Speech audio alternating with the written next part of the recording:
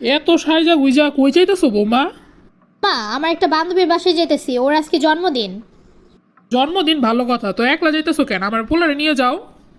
আম্মা, ওনার আসতে দেরি হইব, এই জন্য উনি আমারে বললো চলে যেতে, উনি যাবে না। আপনি কিছু রান্না করে খায়া নিয়েন।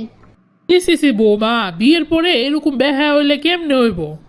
মাথায় কোনো কাপড় নাই, নাকে একটা ফুল নাই, হাতে একটা চুড়ি নাই, তুমি এমনি করে যাইতেছো মনে হয় যেন তোমার বিয়েই হয় নাই।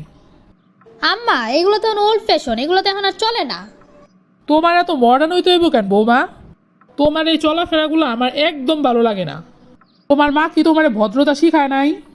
পোলারে বলছিলাম প্রেম করে বিয়ে করিস না, প্রেম করে বিয়ে করলে এমন বেহায়া পড়ে। কি বললেন আপনি এটা?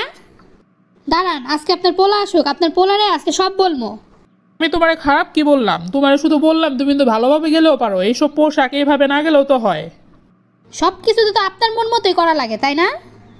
একটা জিনিস দেখলাম বৌমা, আমার পোলার সামনে তো তুমি আমার মুখের উপর একটা কথাও বলো না।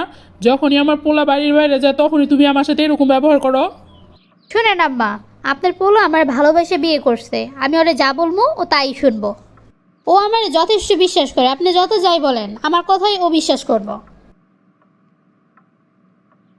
আপনার সাথে আজাইরা কথা বলে আমার সময় নষ্ট করার দরকার না, আমি গেলাম। বাবা, তোর সাথে আমার একটা কথা ছিল। হ্যাঁ মা, কি বলবা বলো। দেখ বাবা, তুই তোর পছন্দে বিয়ে করছস, আমার তাতে কোনো সমস্যা নাই, কিন্তু তোর বউ যেমনি চলাফেরা করে এইগুলো কিন্তু আমার পছন্দ না। কেন মা, ও আবার কি করলো? কালকে রাত্রে ওর কোন বান্ধবীর জন্মদিন আসছিল, ওইখানে গেছে। যাইবো ভালো কথা, ভালো মতো ভালো ড্রেস পরে যাইবো, কী সব ড্রেস পরে গেছে, ওড়না নেয় নাই, না নাকের ফুল, না হাতে কোনো চুড়ি, কেমনে করে গেছে। আবার আমার মুখের লগে তর্কও করছে।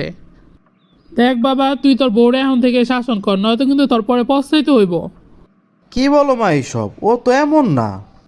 আমার কথা তোর বিশ্বাস না হইলে তুই নিজেই যাচাই করে দেখিস।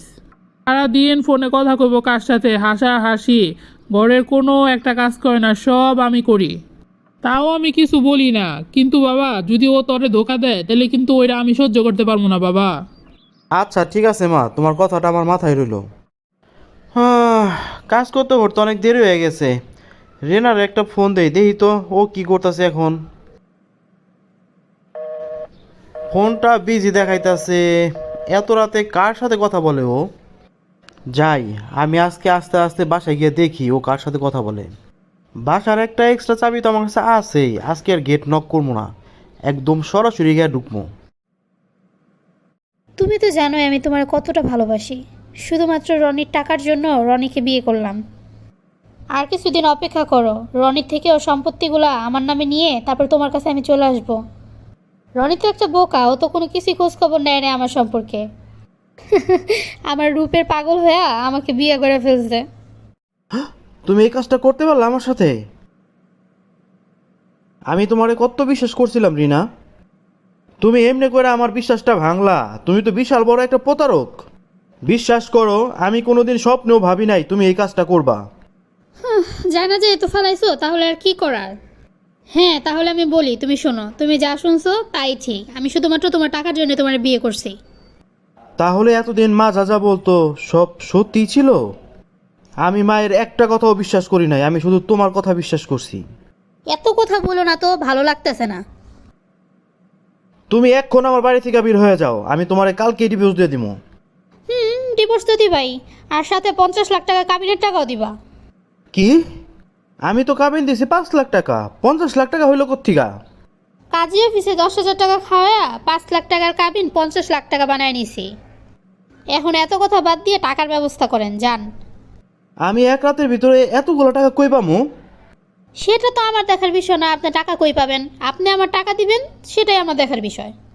হায় আল্লাহ, তুমি আমারে কিসের মধ্যে ফালাইলা? আল্লাহ, তুমি কিসের মধ্যে ফালাইলা আমারে?